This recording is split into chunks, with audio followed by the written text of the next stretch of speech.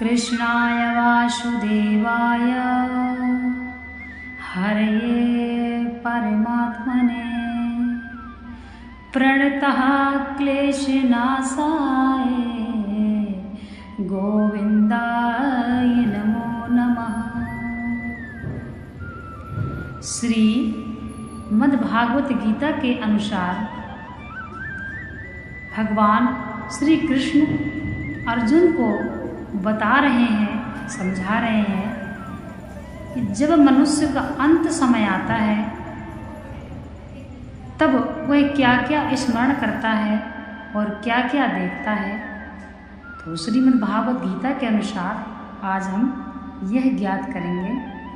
गीता साक्षात भगवान श्री कृष्ण की अमृतमयी वाणी है, जिसको श्रवण करने मात्र से ही व्यक्ति को मोक्ष प्राप्त हो जाता है। जो पुरुष अंत काल में भी मुझको ही स्मरण करता है, मुझको भी स्मरण करता हुआ शरीर को त्याग कर जाता है, वह मेरे साक्षात स्वरूप को प्राप्त होता है। इसीलिए कहते हैं अंत समय में भगवान का ध्यान करना अत्यंत आवश्यक है। इसमें कुछ भी संशय नहीं है। यहाँ अंतकाले इस पद के साथ चा के प्रयोग का क्या अभिप्राय है? यहाँ चा अव्यय अपील के अर्थ में प्रयुक्त हुआ है। इससे अंतकाल का विशेष महत्व प्रकट किया गया है। अतः भगवान के कहने का यहाँ यह भाव है कि जो सदा सर्वदा मेरा अनन्य चिंतन करते हैं उनकी तो बात ही क्या है। जो इस मनुष्य जन्म के अंतिम क्षण तक भी मेरा चिंतन करते हुए शरीर त्याग कर जाते हैं, उनको भी मेरी प्राप्ति हो जाती है। माम पद शब्द किसका वाचक है?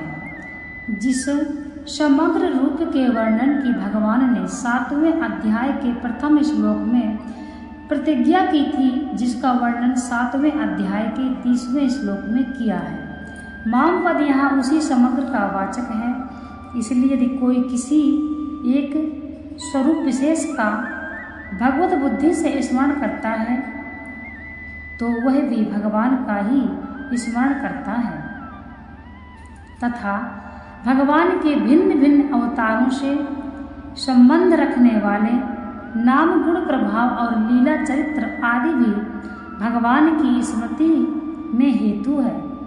अतः उनको याद करने से साथ साथ भगवान की स्मृति भी अपने आप हो जाती है। अतः नाम गुण प्रभाव और लीला चरित्र आदि का स्मरण करना भी भगवान का ही स्मरण है। एव का अभिप्राय है। यहाँ माम और स्मरण के बीच में एव पद देकर भगवान यह बतलाते हैं कि वह माता पिता भाई बंधु स्त्री पुत्र धन ऐश्वर्य मान प्रतिष्ठा और स्वर्ग आदि किसी का भी स्मरण न करके केवल मेरा ही स्मरण करता है। स्मरण चित्त से होता है। एवं पद दूसरे चिंतन का सर्वथा अभाव दिखलाकर यह सूचित करता है कि उसका चित्त केवल एकमात्र भगवान में ही लगा है। इसमें कुछ भी संशय नहीं है। इस कथन का क्या अभिप्राय है? इस वाक्य से यह भाव दिखलाया गया है कि अंत काल में भगवान का स्मरण करने वाला मनुष्य किसी भी देश और किसी भी काल में क्यों ना मरे, वह पहले के उसके आचरण चाहे जैसे भी क्यों ना रहे हों, उसे भगवान की प्राप्ति निसंदेह हो जाती है। इसमें जरा भी शंका नहीं है। यहाँ यह बात कही गई है कि भगवान का स्मरण करते हुए मरने वाला भगवान को ही प्राप्त होता है। इस पर यह जिज्ञासा होती है कि केवल भगवान के स्मरण के संबंध में ही यह विशेष नियम है या सभी के संबंध में। इस पर कहते हैं, हे कुंती पुत्र अर्जुन, यह मनुष्य अंत काल में जिस जिस भी भाव को स्मरण करता हुआ शरीर का त्याग करता है उसको ही प्राप्त होता है, क्योंकि वह सदा उसी भाव से भावित रहा है। यहाँ भाव शब्द किसका वाचक है, उसे स्मरण करना क्या है? ईश्वर, देवता, मनुष्य, पशु पक्षी, कीट पतंग, वृक्ष, मकान, जमीन आदि जितने भी चेतन और जड़ पदार्थ हैं उन सबका नाम भाव है। अंतकाल में किसी भी पदार्थ का चिंतन करना, उसे स्मरण करना है। अंतकाल किस समय का वाचक है? जिस अंतिम क्षण में इस स्थूल देह से प्राण, इंद्रिय, मन और बुद्धि सहित जीवात्मा का वियोग होता है, उस क्षण को अंतकाल कहते हैं। 13वें अध्याय के 21वें श्लोक में तथा 14वें अध्याय के 14वें, 15वें और 18वें श्लोकों में भगवान सत्व, रज, तम इन तीनों गुणों को अच्छी बुरी योनियों की प्राप्ति में हेतु बतलाया है और यहाँ अंतकाल के स्मरण को कारण माना गया है। यह क्या बात है? मनुष्य जो कुछ भी कर्म करता है वह संस्कार रूप से उसके अंतःकरण में अंकित हो जाता है। इस प्रकार के असंख्य कर्म संस्कार अंतःकरण में भरे रहते हैं। इन संस्कारों के अनुसार ही जिस समय जैसा सहकारी निमित्त मिल जाता है वैसे ही वृत्ति और स्मृति होती है। जब सात्विक कर्मों की अधिकता से सात्विक संस्कार बढ़ जाते हैं उसी समय मनुष्य सत्व गुण प्रधान हो जाता है और उसी के अनुसार स्मृति भी सात्विक हो जाती है। इसी प्रकार राजस तामस कर्मों की अधिकता से राजस तामस संस्कारों के बढ़ने पर वह रजोगुण या तमोगुण प्रधान हो जाता है और उसके अनुसार स्मृति होती है। इस तरह कर्म गुण और स्मृति तीनों की एकता होने के कारण इसमें से किसी को भी भावी योनि की प्राप्ति में हेतु बतलाया जाए तो कोई दोष नहीं है, क्योंकि वस्तुतः बात एक ही है।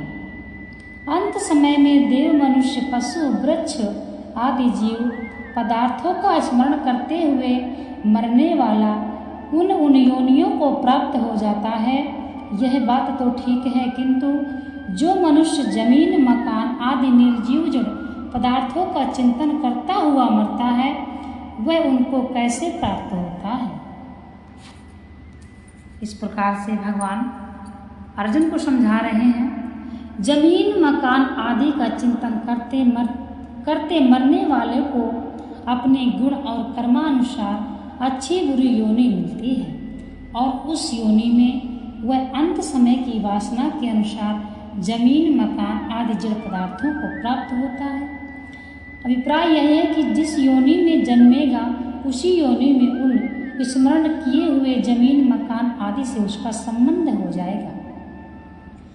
जैसे मकान का मालिक मकान को अपना समझता है वैसे ही उसमें घोंसला बनाकर रहने वाले पक्षी और बिल बनाकर रहने वाले चूहे और चींटी आदि जीव भी उसे अपना ही समझते हैं। अतः यह समझना चाहिए कि प्रत्येक योनि में प्रत्येक जड़ वस्तु की प्राप्ति प्रकार अंतर से हो सकती है। मनुष्य अंतकाल में जिस भाव का स्मरण करता हुआ शरीर त्याग करता है वह उसी भाव को प्राप्त होता है।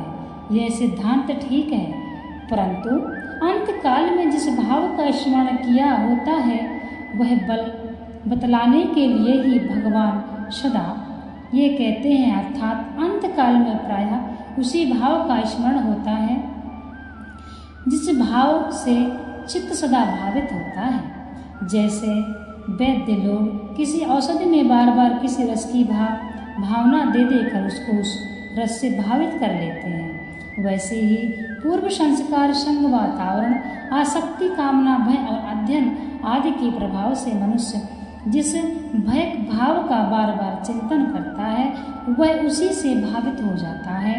सदा शब्द से भगवान ने निरंतर का निर्देश है।